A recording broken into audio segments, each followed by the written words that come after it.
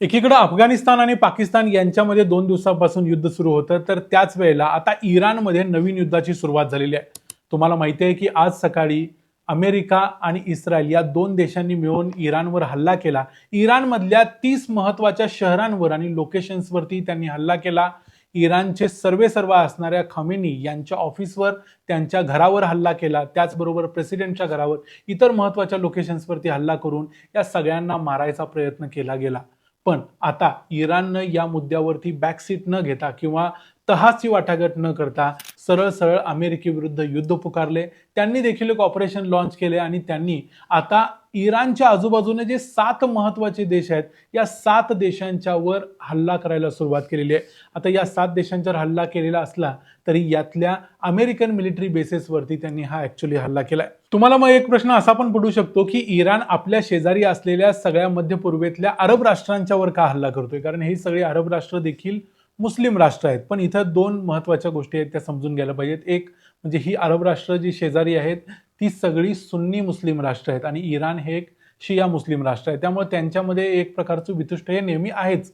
पण तिथं हे जास्त महत्वाचं नाही. इथं दुसरा हल्ला करण्याचं महत्वाचं कारण आहे, ही सगळी राष्ट्र ही प्रो US आहेत, म्हणजे अमेरिकेची जवळची राष्ट्र आहेत आणि त्यामुळे अमेरिकेचे या सर्व राष्ट्रांमध्ये मिलिटरी बेस आहेत. काही ठिकाणी त्यांच्या कमांड्स आहेत, जसं की सेंट्रल कमांड वगैरे या कमांड्स आहेत. त्यामुळं अमेरिकेवर हल्ला करायचा असेल तर इराण जास्तीत जास्त काय करू शकतो, तर अमेरिकेचे जे बेस या देशांमध्ये आहेत तिथं हल्ला करू शकतो. अन्यथा इराणकडे अमेरिकेवरती डायरेक्ट जाऊन हल्ला करायला एवढ्या लॉंग रेंज मिसाईल्स अजिबात नाहीत. त्यामुळे इराणकडे दुसरा कुठला ऑप्शन सध्या नाही.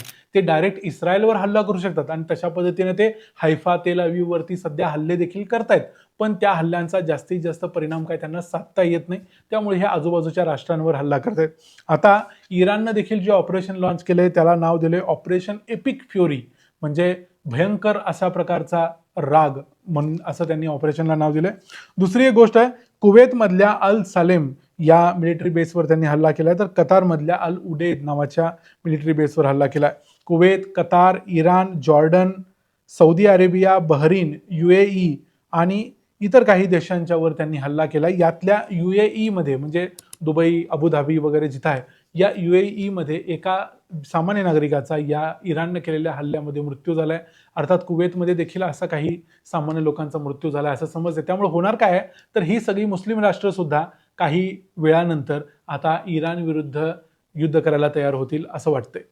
इराण एकीकडे बाह्या वर सरसावून अमेरिकेविरुद्ध आणि इस्रायल विरुद्ध युद्ध करायला उभा राहिलेला असताना दुसऱ्या बाजूला पहिल्या दिवशी मागच्या वेळेला जेव्हा जूनमध्ये युद्ध झालं त्यावेळेला जसं झालं की इराणचे महत्वाचे मिलिटरी लीडर्स पहिल्याच दिवशी मार खाऊन घरातच त्यांचा मृत्यू झाला, तशीच गोष्ट यावेळेला देखील घडताना दिसते. जे काही हल्ले झालेले आहेत इस्रायलकडून, त्या हल्ल्यांमध्ये असं समजतंय की एक IRGCचे मिलिटरी कमांडर, IRGC म्हणजे इस्लामिक रिव्होल्युशनरी गार्ड कॉर्प्स, म्हणजे ही एक इराणमधली अत्यंत महत्वाची अशी पोलीस आणि मिलिटरी काइंड ऑफ संघटना आहे जी सगळ्या गोष्टींच्या वरती कंट्रोल ठेवायचं, म्हणजे पोलिसिंगचं पण काम करते आणि मिलिटरीचं पण काम करते. IRGCचे जे कमांडर होते मोहम्मद पाकपोर यांचा या इस्रायलनं केलेल्या हल्ल्यामध्ये मृत्यू झालाय असा क्लेम इस्रायलनं केला. इस्रायलची N12 नावाची एक वृत्तसंस्था आहे, त्यांनी हा क्लेम केलाय. याशिवाय आणखी काही महत्वाचे इराणियन लीडर्स मारले गेलेत असं इस्रायलचं म्हणणं आहे. यामध्ये आता लगेच सगळ्या गोष्टी कन्फर्म होणार नाहीत, कारण युद्ध चालू आहे.